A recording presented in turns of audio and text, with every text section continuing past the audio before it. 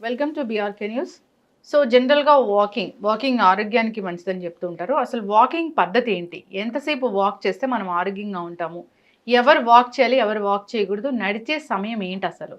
వివరాలు తెలుసుకుందాం. మీరు మనతో పాటు ఉన్నారు senior physician doctor Rajesh Ukkala గారు. డాక్టర్ గారు నమస్తే. నమస్తే. డాక్టర్ గారు, జనరల్గానే వాక్ చేయాలి, వాక్ చేస్తే ఆరోగ్యంగా ఉంటాం ఇలా చెప్తుంటారు.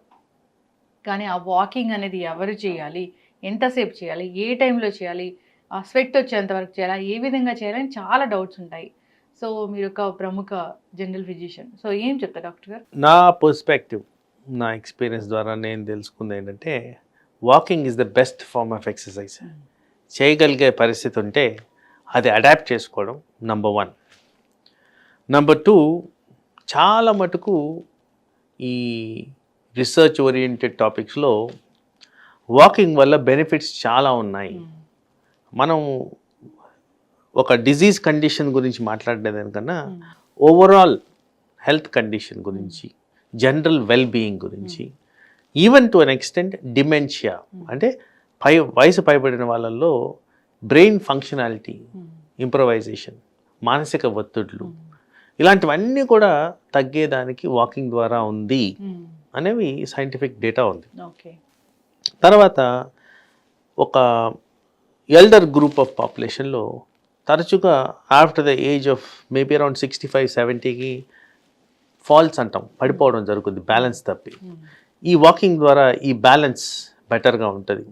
సింపుల్ లాజిక్ ఏంటంటే జాయింట్ ఫంక్షనాలిటీ బాగున్నప్పుడు, మజిల్స్ బాగున్నప్పుడు బ్యాలెన్స్ అనేది బెటర్గా ఉంటుంది. సో ఇవన్నీ కూడా benefits associated with walking. So walking ఎప్పుడు చేయాలి అంటే ఎప్పుడు వీలు పడితే అప్పుడు చేయడం కరెక్ట్. ఎందుకంటే ఇప్పుడు నేను ఒక టైం చెప్పినందుకు అరే ఆ టైం కాదు కదా అని చెప్పి ఆ రోజు చేయకపోవడం అనేది కరెక్ట్ కాదు నా ఉద్దేశం. ఎస్, ఎప్పుడు వీలైతే అప్పుడు చేయడం correct. But ideal recommendations morning time లేయంగానే మేబీ అరౌండ్ 5 నుంచి 7 మధ్యన స్లాట్ తీసుకుంటే that is the best time to walk. So ఈ వాకింగ్ అగైన్ హెల్తీ రికమెండేషన్స్ ఏంటంటే ఒక వారంలో 150 hours ఆఫ్ ఎక్సర్సైజ్ అంటారు. నేను ఆ ఎక్సర్సైజ్ మొత్తాన్ని వాకింగ్ ఇచ్చేయమంటాను. సో ఈ 150 minutes అనేది మినిమల్ రిక్వైర్మెంట్ ఫర్ వాక్. నేను జనరల్గా చెప్పేది ఏంటంటే 30 minutes in a day. 30 minutes మీ వాక్లో ఆ 30 minutesకి 3 kilometers కవర్ చేసే విధంగా చేస్తే మంచిది. బట్ ఒక్కొక్కరు స్ట్రెంగ్త్ అండ్ కెపాసిటీ కేపబిలిటీస్ వేరుగా ఉంటాయి కాబట్టి ఆ టార్గెట్ ఓరియంటేషన్తో చేస్తే మంచిది. అండ్ ఎవరన్నా కొత్తగా వాకింగ్ స్టార్ట్ చేస్తుంటే ఒక్కసారి ఆ స్పీడ్ కాకుండా గ్రేడెడ్ ఫ్యాషన్లో చేసుకుంటే ఆ టార్గెట్ పైన ఏ చేసినా బెనిఫిషియల్ ఎఫెక్టే, కానీ అది optimise the requirement of exercise activity in terms of walking. దాని నెక్స్ట్ చాలా మటుకు ఈ మధ్యకాలంలో బోన్ మజిల్ రిలేటెడ్ కండిషన్స్ ఎక్కువగా ప్రాబ్లమాటిక్గా చూస్తున్నాం. పర్టికులర్గా ఈ విటమిన్స్, ట్రేస్ ఎలిమెంట్స్ ఇవన్నీ తగ్గడం వల్ల చాలా ఈజీగా బోన్ డ్యామేజ్ అనేది జరుగుతుంది. సో వాకింగ్ చేసే వాళ్ళు పర్టికులర్గా ఫోకస్ చేయాల్సింది ఎక్కడ వాక్ చేయబోతున్నారు. సో జనరల్ రికమెండేషన్ అంటే సాఫ్ట్ గ్రౌండ్ అంటే సిమెంటెడ్ గ్రౌండ్ కాకుండా గ్రాసీ ఉండే ఏరియాలో వాక్ ప్రిఫర్ చేయడం ఇంపార్టెంట్. అండ్ దట్ ఏరియా ఏదైతే వాక్ చేస్తామో అది ఈవెన్గా ఉండాలి. అంటే ఎత్తు తగ్గులు ఉండకుండా ఉంటే జాయింట్స్ మీద ఎక్కువ డ్యామేజ్ కాకుండా ఉంటుంది.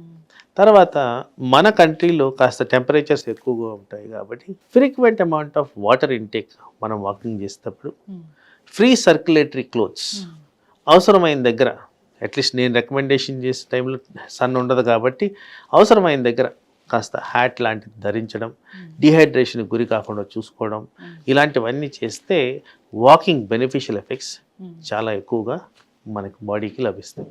ఓకే డాక్టర్ గారు, చెమటలు వచ్చేంత వరకు వాక్ చేయాలని చెప్తారు, దీనిలో వాస్తవం ఎంత? చెమటలు రావడం అనేది ఒక subjective phenomena.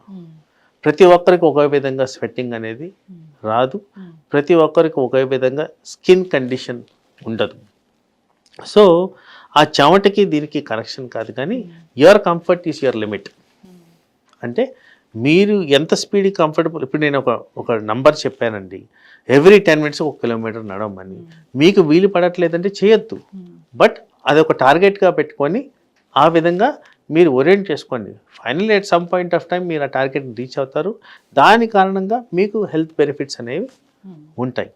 So sweating is not a target. Sweating అనేది బాడీ తత్వం బట్టి ఉంటుంది, మనిషి తత్వం బట్టి ఉంటుంది, ఉన్న టెంపరేచర్స్ బట్టి ఉంటుంది. ఇప్పుడు చల్లకాలంలో వెళ్ళి స్వెట్టింగ్ దాకా చేయడం అంటే రోజంతా చేస్తూనే ఉంటారు. So that's not what is criteria. Me comfort level, me speed and your achievement, వీటి మీద మనం వాకింగ్ పేస్ని డిసైడ్ చేస్తాం. మోకాలు నొప్పులు ఉన్న వాళ్ళు వాక్ చేయొచ్చా? సో ఇది ఈ మధ్యకాలంలో రీసెంట్ అడ్వాన్సెస్లో ఇది వన్ మోర్ టాపిక్ అనమాట. సో ఇన్ జనరల్ మీరు వాకింగ్ చేస్తున్నారు అంటే డెఫినెట్గా బాడీలో మజిల్స్ అండ్ బోన్ స్ట్రెంత్ని ఇంప్రూవ్ చేస్తున్నారు. అయితే ఎంత చేయొచ్చు, ఎవరు చేయొచ్చు అనే దాంట్లో సివియర్గా పెయిన్ఫుల్ కండిషన్స్లో ఉన్నప్పుడు చేయడం అనేది కరెక్ట్ కాదండి. You can do it, but pace తక్కువగా ఉంటుంది. తర్వాత చాలా మటుకు కాంటెక్స్లో నేను చూసింది ఏంటంటే వాకింగ్ కాస్త ఎక్కువ రోజులు చేసిన తర్వాత, కాస్త ఎక్కువ రోజులు అంటే కనీసం ఒక 3-4 months దాటిన తర్వాత ఆటోమేటిక్గా జరిగేది ఏంటంటే బాడీలో వెయిట్ అనేది తగ్గుద్ది. వెయిట్ తగ్గుతూ ఈ జాయింట్స్ మజిల్స్ స్ట్రెంథనింగ్ అవుతున్నాయి కాబట్టి స్లోగా ఆ పెయిన్ అనేది డిసపేర్ అయిపోతుంది. బట్ ఏ స్టేజ్ నుంచి ఏ స్టేజ్ వరకు అనేది చూసుకోవాలి. ఎవరికైతే సివియర్గా ఆర్థరైటిస్ ఉందో అది రివర్స్ అవడం కష్టం, బట్ మినిమల్ చేంజెస్లో ఉన్న వాళ్ళకి డెఫినెట్గా ఈ ఇంపాక్ట్ చాలా ఎక్కువగా ఉంటుంది. అండ్ దీర్ఘకాలంలో ఈ ఆర్థరైటిస్ రాకుండా వీళ్ళు ప్రొటెక్ట్ చేసుకోవచ్చు. సో వాకింగ్ చేసేటప్పుడు ఒక్కొక్కసారి చాలా మంది చెప్తూ ఉంటారు ఏంటంటే ఆయాసంగా ఉంది అని. సో అదేం డాక్టర్ గారు? సో అగైన్ దీన్ని మా మెడికల్ టెర్మినాలజీలో ఫిజికల్ డీకండిషనింగ్ అంటాం. అంటే ఒక్క ఫ్లైట్ ఆఫ్ స్టేర్స్, అంటే ఒక్క అంతస్తు మెట్లు ఎక్కగానే అమ్మ నా వల్ల కాదు నేను ఆగిపోతున్నా అంటారు. ఇన్ఫ్యాక్ట్ అది ఆయాసం కాదు, బాడీకి అలవాటు లేని పని చేస్తున్నాం కాబట్టి అది కోపప్ చేయలేకపోతుంది. అదే మెట్లు మీరు నేను చెప్పినట్టు ఒక 3 నెలలు రెగ్యులర్గా యాక్టివిటీ చేసిన తర్వాత ఎక్కితే చాలా ఈజీగా ఎక్కేస్తారు. అదే కాదు 4-5 అంతస్తులు ఎక్కేస్తారు. సో ఈ ఆయాసం అనేది వాస్తవానికి ఏ కండిషన్కి కోరిలేట్ అయి వస్తుంది అనేది చూసుకోవాలి. సపోజ్ ఇంకొక క్లినికల్ కాంటాక్ట్స్ చెప్తానండి. రెగ్యులర్గా 3 సంవత్సరాల నుంచి నడుస్తున్నారు, సడన్గా ఒక ఫ్లైట్ ఆఫ్ స్టేర్స్ ఎక్కడానికి కష్టపడుతున్నారంటే అది డేంజర్. సో అది డాక్టర్ దగ్గరికి వెళ్ళి అవసరమైన పరీక్షలు చేసుకొని ఏ కారణంగా ఇది వస్తుంది అనేది నిర్ధారించాల్సిన అవసరం ఉంది. బట్ సంబడి స్టార్టింగ్ న్యూ, ఎవరైతే వాకింగ్ ఇప్పుడే మొదలు పెట్టబోతున్నారో వీళ్ళు మాత్రం స్లోగా గ్రేడెడ్ ఫ్యాషన్లో చేస్తే then that should not be discomforting. ఫైనల్గా డాక్టర్ గారు మీరు చెప్పారు వీలైనప్పుడు వాక్ చేయమని. జనరల్గానే ఇప్పుడు ఫుడ్ తిన్న తర్వాత వాకింగ్, ఫుడ్కు ముందు వాకింగ్, ఏది best? So ideal time for walking is empty stomach. Empty stomach మీద చేస్తే మనకి సర్క్యులేషన్ అనేది ప్రాపర్గా బాడీ అంతా ఎస్టాబ్లిష్ అవుతుంది. జనరల్గా ఇన్ ప్రిన్సిపల్ మనం ఫుల్ స్టమక్ మీద చేస్తే చాలా మటుకు బ్లడ్ వాల్యూమ్ ఆ జీర్ణాశయంకి చుట్టూ పెరుగుతూ ఉంటుంది కాబట్టి మనకి ఎక్కడైతే ఎనర్జీ రిక్వైర్మెంట్స్ ఉన్నాయో అక్కడ సరఫరా రాదు కాబట్టి, ఎక్కడైతే మజిల్ గ్రోత్ కావాలో అక్కడ సరిగ్గా రాదు కాబట్టి, ఎక్కడైతే బోన్ స్ట్రెంథనింగ్ కావాలో అక్కడంతా మినరల్స్ రావు కాబట్టి ఎంప్టీ స్టమక్ మీద చేస్తేనే better. But hydration is important. చాలా మంది చెప్తుంటారు డాక్టర్ గారు, మనం ఏదైనా ఎక్కడైనా బయటికి వెళ్ళొచ్చినా లేదా మెట్లు ఎక్కొచ్చినా వాక్ చేసిన తర్వాత వెంటనే కూడా వాటర్ తీసుకోవద్దని. సో నిజంగానే వాటర్ తీసుకోకూడదా? మనం మాట్లాడేటప్పుడే నేను అన్నాను సిప్స్ ఆఫ్ వాటర్ అన్నాను.